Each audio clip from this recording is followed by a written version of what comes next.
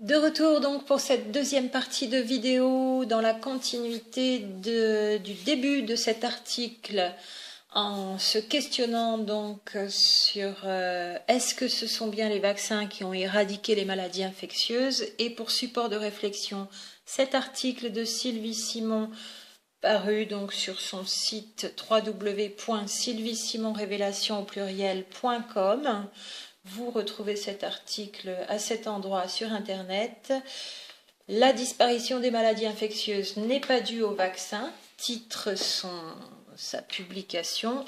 Et nous reprenons après la tuberculose et le BCG avec la diphtérie pour voir ce qu'il en est.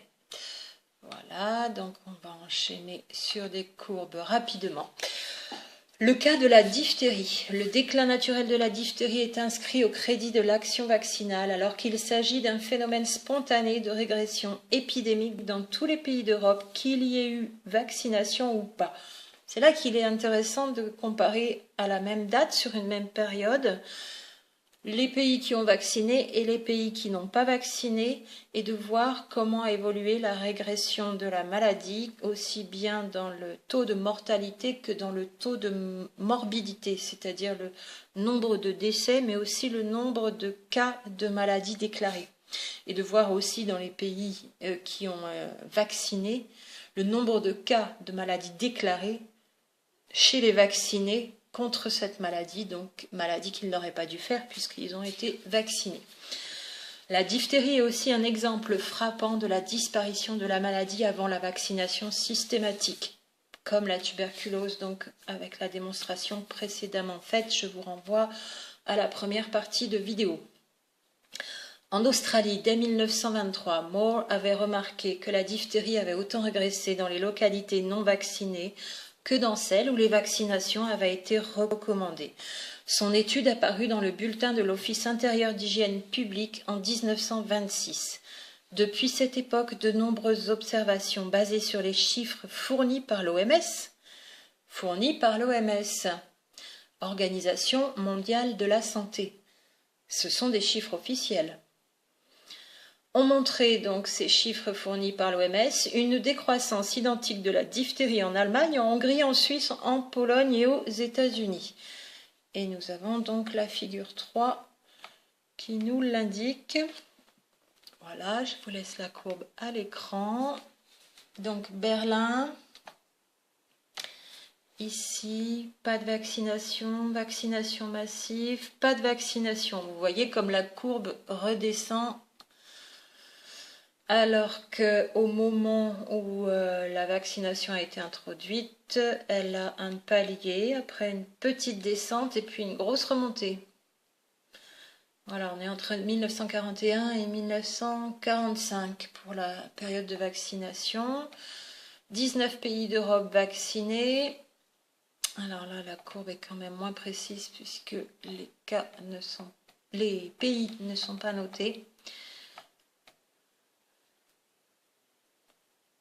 Donc ici, les sources, c'est le fameux livre de Fernand Delarue en 1977, L'intoxication vaccinale. Donc des courbes que l'on peut retrouver dans ce petit livre. Fernand et Simone Delarue, fondateurs de l'association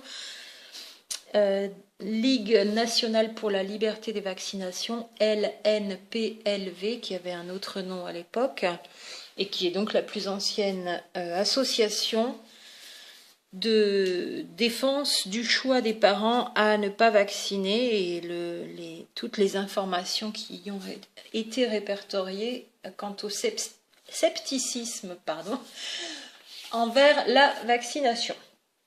Quant au Japon non vacciné et au Canada vacciné, l'incidence de la diphtérie donc n'est pas la même, mais la diminution des cas est tout aussi spectaculaire. Entre 1944 et 1952, le Japon, qui avait entrepris une campagne vaccinale, l'arrêta à la suite d'une quarantaine d'accidents vaccinaux mortels.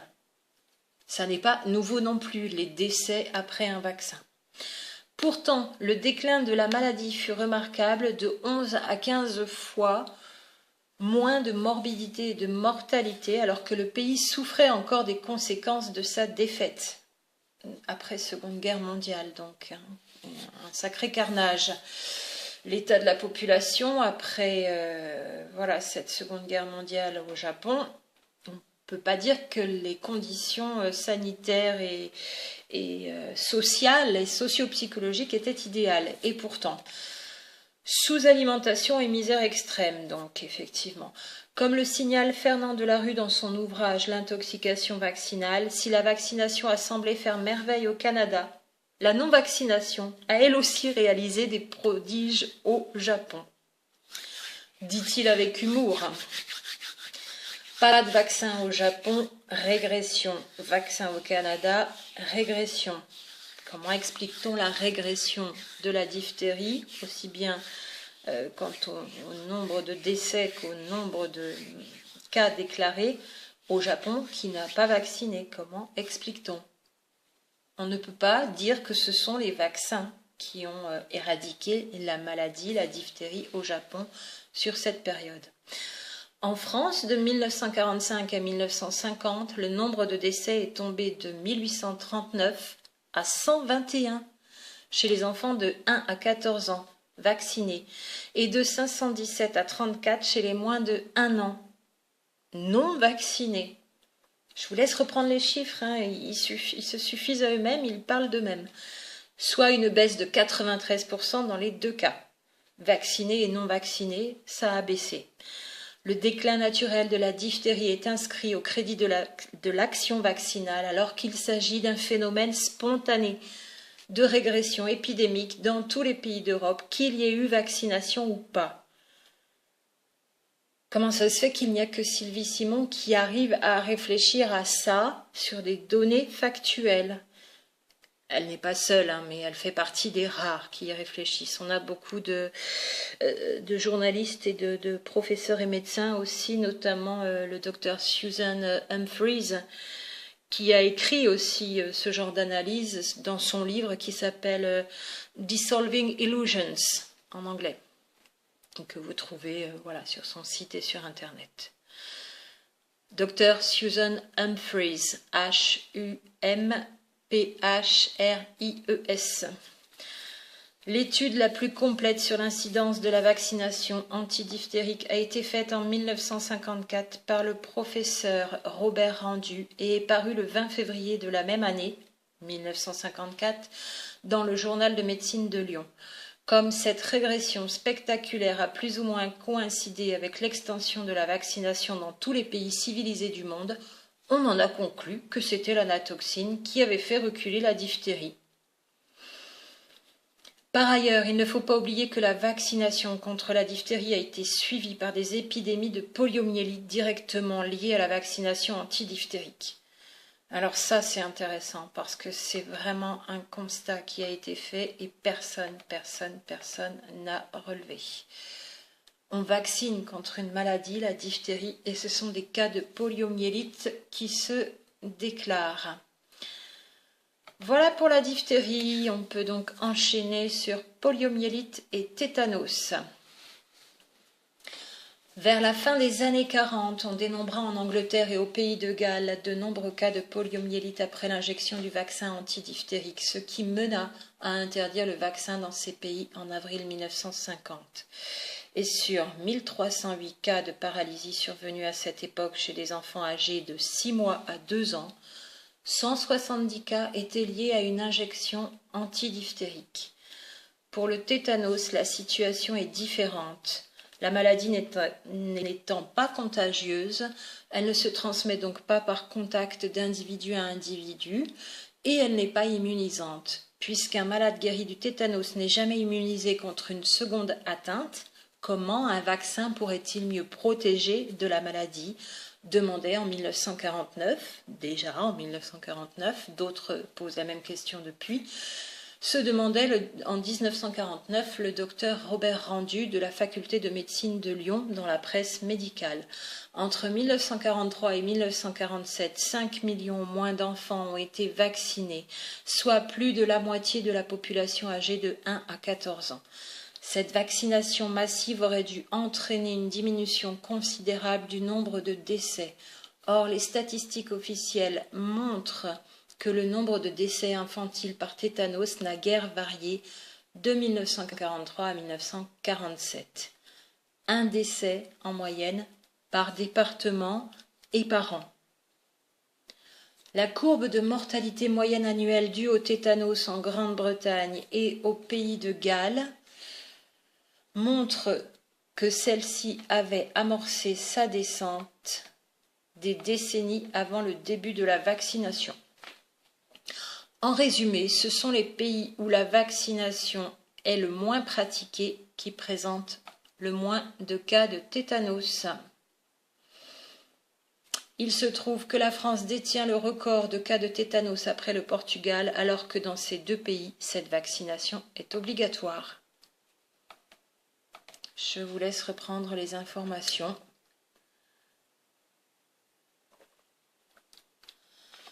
Chlorure de magnésium, pour parler solution au-delà de la vaccination, qui ne peut pas, dans les pays qui n'ont pas vacciné, expliquer le déclin de la maladie. L'enseignement médical nous prévient que la maladie succède à une plaie profonde, donc pour le tétanos toujours, souillée de terre, ou succède aussi à une brûlure profonde. Mais il existe des tétanos en l'absence de plaie. Ça, c'est quelque chose que vous entendez moins souvent peut-être. Quant au tétanos néonatal qui atteint le nouveau-né essentiellement dans les pays pauvres, il est dû au manque d'hygiène ombilicale à la naissance. Il semblerait que le tétanos, comme la diphtérie, soit une conséquence d'un manque de magnésium. Il faut savoir que les traitements non officiels reposent sur le chlorure de magnésium, dont on connaît l'efficacité dans les états infectieux, diphtérie, tétanos, poliomyélite, grâce aux travaux du docteur Neveu et du professeur Delbet. Nicolas Neveu avait rédigé un rapport sur les guérisons qu'il avait obtenues chez des personnes atteintes de diphtérie. Pierre Delbet voulut présenter ce rapport à l'Académie de médecine, mais il se heurta à une opposition farouche de la part du corps médical.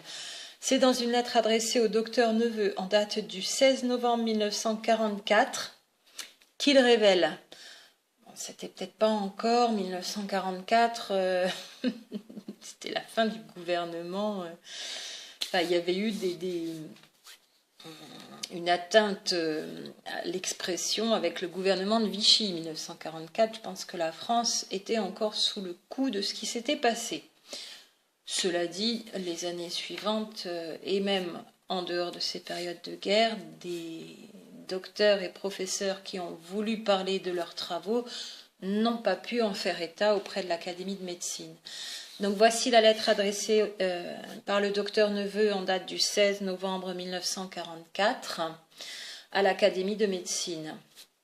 La publication de ma communication du 20 juin est définitivement refusée. Le Conseil de l'Académie a trouvé, après 6 mois de réflexion, l'argument suivant. En faisant connaître un nouveau traitement de la diphtérie, on empêcherait les vaccinations et l'intérêt général est de généraliser ces vaccinations. Point. Voilà, donc pas de publication, pas de remède étudié pour voir si vraiment c'est une solution. Et on décide pour tout le monde que ce sera les vaccinations et pas autre chose. Ça, c'est l'histoire. Il ressort de ce rapport que l'Académie de médecine a décidé délibérément d'étouffer un traitement qui aurait pu sauver des millions de vies, mais qui aurait risqué de concurrencer les vaccins. Les cahiers de biothérapie numéro 39 de septembre 1973 ont publié les résultats des docteurs Fumeron et Neveu, confirmés par le docteur Chevreuil de Nantes et concernant des personnes atteintes de tétanos et considérées comme perdues. Ils ont obtenu des résultats spectaculaires en injectant 5 grammes de chlorure de magnésium dans 20 cm3 de sérum physiologique par voie intraveineuse. Ça a été publié, par ailleurs, par l'Académie de médecine, mais ça a été publié. Et les expériences ont été faites, et elles sont réussies quant aux résultats. Si vous êtes sceptique, allez rechercher ces conclusions et ces preuves, et puis vous verrez qu'il y en a encore d'autres par ailleurs, et d'autres pour d'autres maladies, et encore et encore. Faites-vous votre propre avis par vous-même.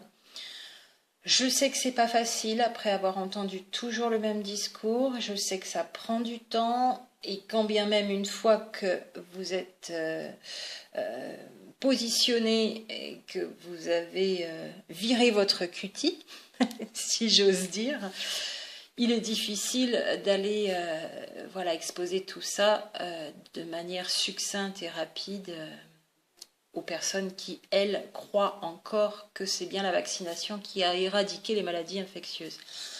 Donc ça n'est pas simple, c'est pour ça qu'on tourne en rond depuis 130 ans.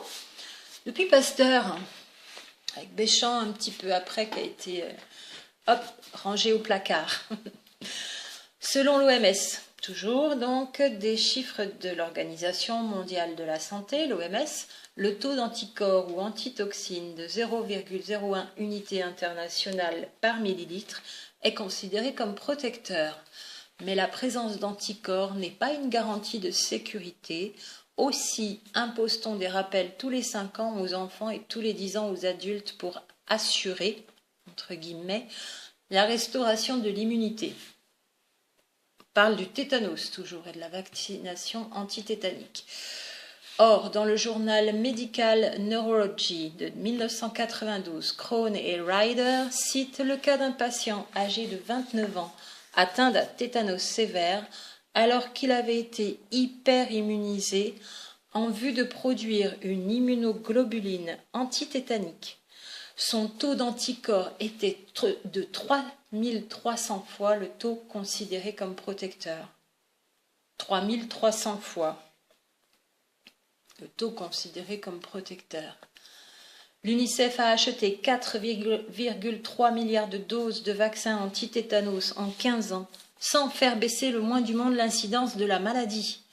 De même, en 1991, à l'hôpital de Dar el Salam en Tanzanie, sur 10 cas de tétanos chez les nouveau-nés, 9 mères avaient des taux d'anticorps suffisants pour protéger le bébé, jusqu'à 400 fois le taux protecteur.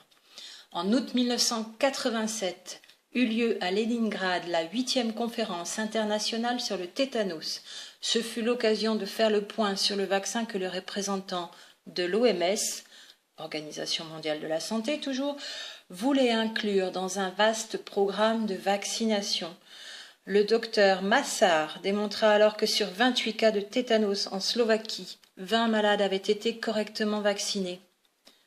20 malades sur 28 cas de tétanos en Slovaquie étaient vaccinés et ont développé la maladie.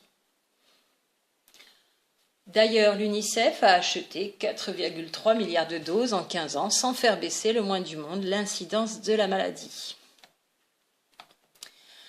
Voilà pour cette seconde partie sur diphtérie, poliomyélite et tétanos. Je vous convie à la troisième et dernière partie de cette série de 3 vidéos sur est-ce que ce sont bien les vaccins qui ont éradiqué les maladies infectieuses. À tout de suite pour cette troisième partie de vidéo.